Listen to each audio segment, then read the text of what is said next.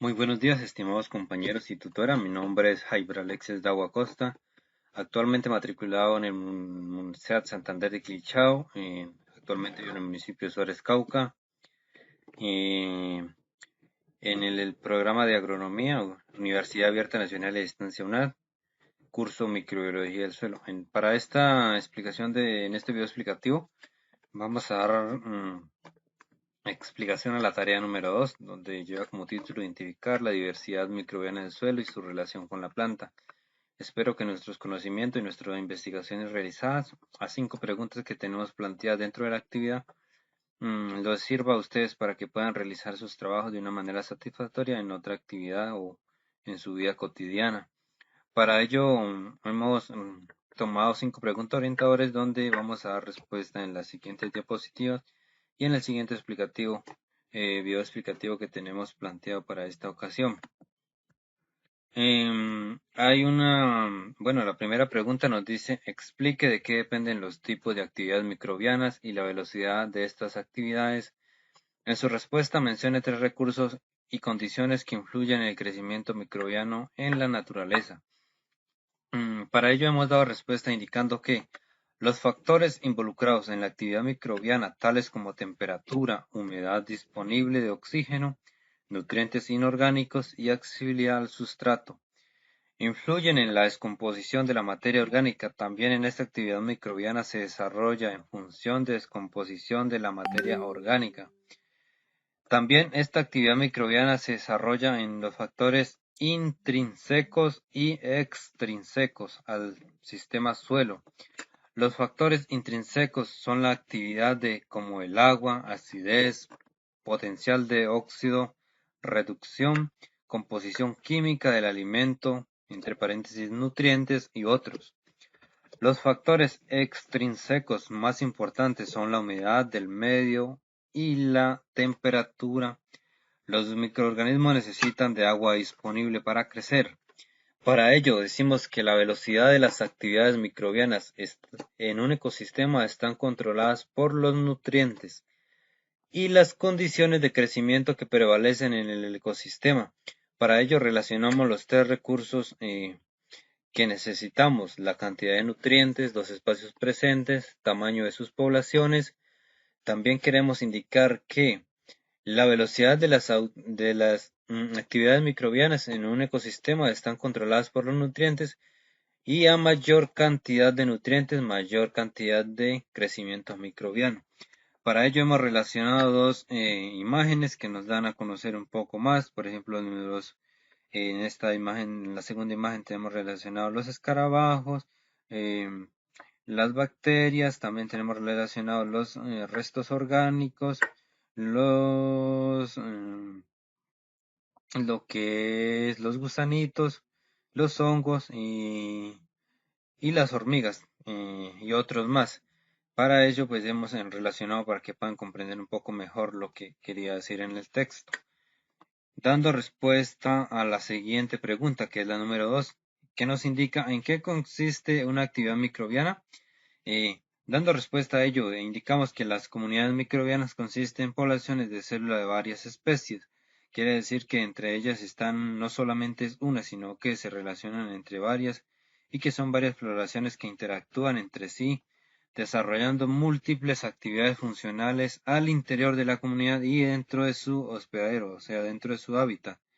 Dentro de ello hemos relacionado también estas 2 imágenes que nos dan como en contexto de las actividades microbianas que están ahí y pues que las diferentes relaciones que hacen e interactúan entre sí, desarrollando entre ellas.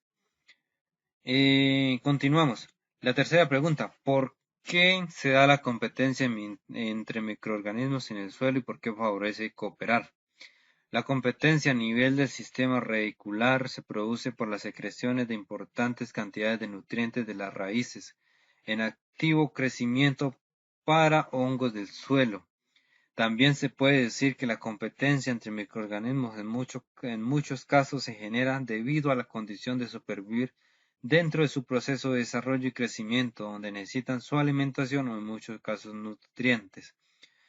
Para ello también hemos relacionado unas imágenes donde podemos decir que La actividad la competencia se realiza porque en muchos casos las plantas necesitan de un cierto espacio donde se puedan expandir para recoger sus nutrientes. En el caso de las plantas necesitan el H2O, que es el agua, oxígeno, no solamente en las raíces, sino para poder desarrollar en muchos casos las ramas, sus hojas y sus frutos.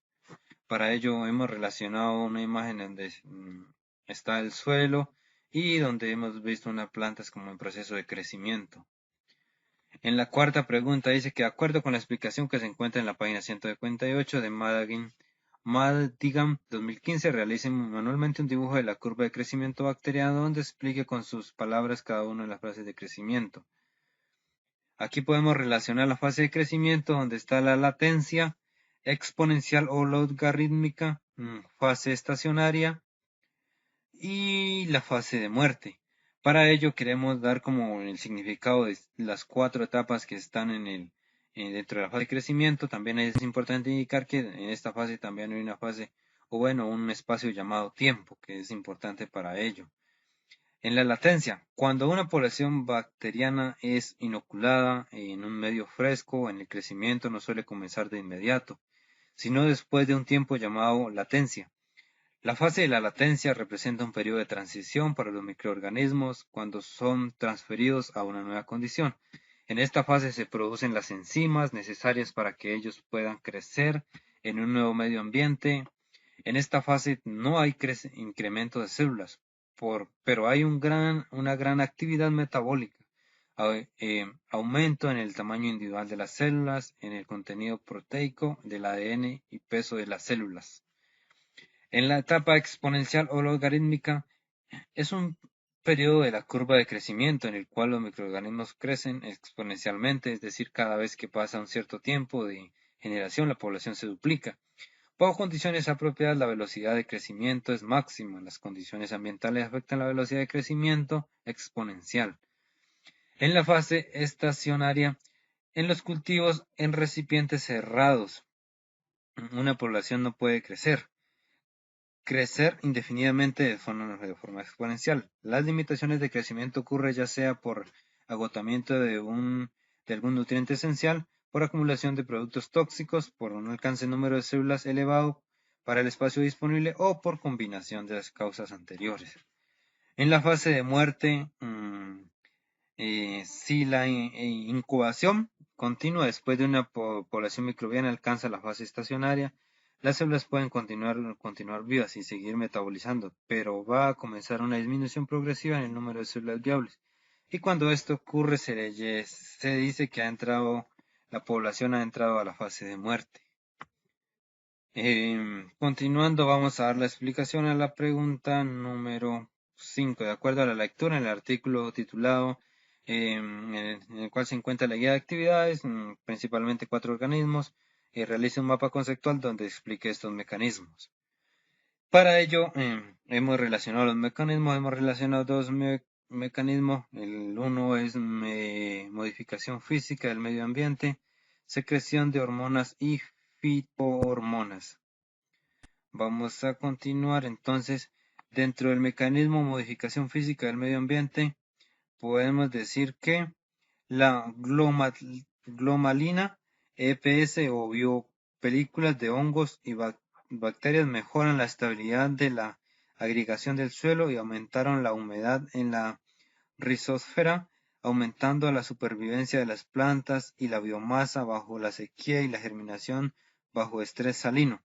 La biopelículas bacterianas redujeron la absorción y la acumulación de acérnico en los tejidos de las plantas y mejoraron el crecimiento de las plantas.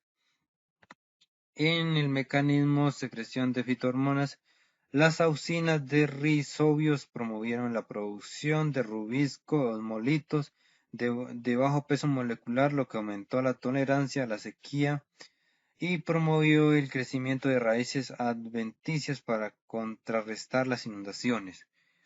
Las citoquininas bacterianas aumentaron el contenido relativo de agua en el potencial hídrico de las hojas y la producción de exudados de raíces en condiciones de sequía.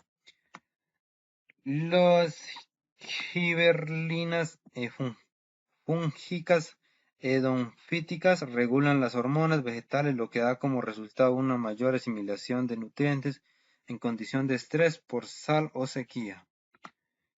El ácido, perdón, el ácido, vamos a darle lectura aquí al ácido.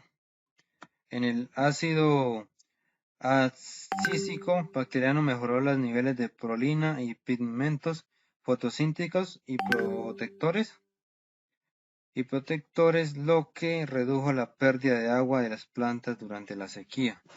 Este es el trabajo que hemos podido investigar de estas 5 preguntas. También hemos querido relacionar los referentes bibliográficos de donde fueron tomados en las diferentes imágenes, los diferentes textos que nos apoyaron pues para la elaboración de dicho contenido. Esto sería todo, espero les haya servido de mucho y que tengan una feliz tarde. Muchas gracias.